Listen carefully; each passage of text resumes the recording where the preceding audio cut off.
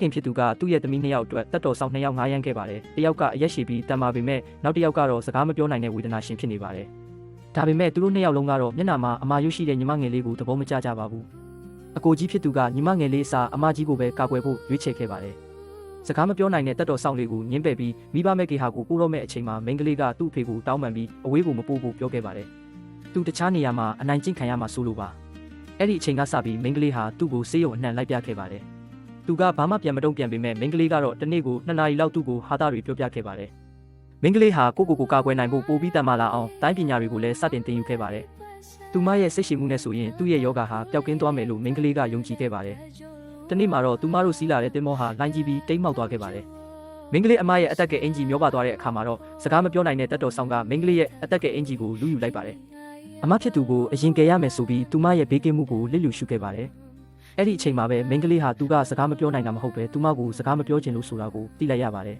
။သူမဟာစိတ်ပြက်လက်ပြက်နဲ့ရေထဲကိုနစ်မြုပ်သွားခဲ့ပါတယ်။နောက်တစ်စက္ကန့်မှာတော့မိန်းကလေးဟာတက်တော်ဆောင်ရွေးချယ်ရမယ့်နေကိုပြန်လည်နိုးထလာခဲ့ပါတယ်။သူမစူးစမ်းနေတော့မှပဲသူမရဲ့အမကစကားမပြောနိုင်တဲ့တက်တော်ဆောင်ကိုရွေးချယ်လိုက်ပြီးသူမအတွက်အရက်ရှိပြီးတန်မာတဲ့တက်တော်ဆောင်ကိုခြံထားပေးခဲ့ပါတယ်။အရင်ဘဝကလည်းအမဖြစ်သူကဒီလိုပဲလုပ်ခဲ့ပြီးမိန်းကလေးကတော့ဒါကိုစေတနာလို့ထင်ခဲ့တာပါ။ဒါပေမဲ့အသက်ကဲအင်ဂျီကိုလူဝစ်ထားတဲ့သူမအမရဲ့ဇယိုက်အမှန်ကိုသိသွားတဲ့အခါမှာတော့ဒီတစ်ခါမှာမိန်းကလေးကစကားမပြောနိုင်တဲ့တက်တော်ဆောင်ကိုအသာတကြီးပဲအမဖြစ်သူကိုပေးလိုက်ပါတယ်။သူမကအလွယ်တကူသဘောတူလိုက်တာကိုမြင်တော့သူမအဖေကကန့်ကွက်ပါတယ်။အမဖြစ်သူကသာအမွေဆက်ခံမဲ့သူဖြစ်လို့သူမရဲ့ဘေးကင်းမှုကပိုအရေးကြီးတယ်လို့ပြောခဲ့ပါတယ်။စကားမပြောနိုင်တဲ့တက်တော်ဆောင်ကသူမကိုကာကွယ်ဖို့မထိုက်တန်ဘူးလို့ဆိုပါတယ်။အဲ့ဒီအချိန်မှာပဲစကားမပြောနိုင်တဲ့တက်တော်ဆောင်ကရုတ်တရက်စကားပြောလာပါတယ်။သူ့ရဲ့မျက်လုံးထဲကဆုံးဖြတ်ချက်ကိုတွေးလိုက်တဲ့အခါသူလည်းပဲပြန်လည်မွေးဖွားလာတယ်ဆိုတာမိန်းကလေးသိလိုက်ပါတယ်။သူ့ရဲ့အရေးချင်းကိုတက်တည်ပြဖို့အတွက်သူဟာတိုင်းပညာချန်ပီယံတယောက်ကိုလူအများရှိမှပဲအနိုင်ယူတိုက်ခိုက်ပြခဲ့ပါတယ်။ဒါကိုမြင်မှပဲအဖေဖြစ်သူကသူ့ကိုအမဖြစ်သူအနားမှာနေခွင့်ပြုခဲ့ပါတယ်။ဒါပေမဲ့မိန်းကလေးရဲ့အလှည့်ရောက်တဲ့အခါမှာတော့အရက်ရှိတဲ့တက်တော်ဆောင်ကဒူးထောက်ပြီးသူ့ကိုမိဘမဲ့ခေဟာကိုပဲပြန်ပို့ပေးဖို့တောင်းပန်ခဲ့ပါတယ်။သူဟာမိန်းကလေးကိုကာကွယ်ဖို့ညှင်းဆန်ခဲ့ပါတယ်။မိန်းကလေးဟာအမဖြစ်သူကတက်တော်ဆောင်2ယောက်လုံးကိုမျက်စိကျနေတာသိတဲ့အတွက်သူတို့2ယောက်လုံးကိုမလိုအပ်တော့ပါဘူး။သူမဟာအကိုဖြစ်သူရဲ့ကုမ္ပဏီမှာအလုပ်လုပ်မယ်လို့ပြောလိုက်ပါတယ်။အဖေကလည်းသူမကိုမတားပဲခွင့်ပြုပေးလိုက်ပါတယ်။မကြခင်မှာပဲမိန်းကလေးဟာအကိုဖြစ်သူရဲ့ကုမ္ပဏီကိုရောက်လာခဲ့ပါတယ်။ဒါပေမဲ့အကိုဖြစ်သူကသူမကိုအယံမုံတီးပြီးသူမနဲ့တောင်တွေ့ဆုံခြင်းမရှိပဲအတွင်းရေးမှုကိုအတုံးမကျတဲ့ယာတူးတစ်ခုမှအလုပ်ခန့်ခိုင်းခဲ့ပါတယ်။မိန်းကလေးကတော့ဘာမှမငြီးတွဲပဲကုမ္ပဏီမှာအလုပ်တွေကိုတိတ်တဆိတ်လုပ်ကင်ခဲ့ပါတယ်။ဝန်ထမ်းတွေကသူမကိုအနိုင်ကျင့်ပေမဲ့သူမဟာဘယ်တော့မှမတိုင်တော့ခဲ့ပါဘူး။သူမရဲ့အရေးချင်းကြောင့်အခက်အခဲဆုံးဖောက်တဲ့တယောက်ကိုတော့ရရှိအောင်စွမ်းဆောင်နိုင်ခဲ့ပါတယ်။အဲ့ဒီတော့မှအကိုဖြစ်သူကမိန်းကလေးကိုအတိမတ်ပြုပြီးယာတူးတိုးပေးခဲ့ပါတယ်။ဒါပေမဲ့မိန်းကလေးပို့ပြီးအောင်မြင်လာတာကိုမြင်တဲ့အခါအမဖြစ်သူကမနာလိုဖြစ်လာပါတယ်။မိန်းကလေးရဲ့မျက်နှာပေါ်ကအမာရုပ်ကိုလှောင်ပြောင်ပြီးလူကြားထဲထွက်မလာဖို့ပြောပါတယ်။တကယ်တော့ဒီအမာရုပ်ဟာငငယ်ကဓမြနဲ့တိုးတဲ့အခါအမဖြစ်သူကမိန်းကလေးကိုတိုးထုတ်ခဲ့လို့ရခဲ့တာပါ။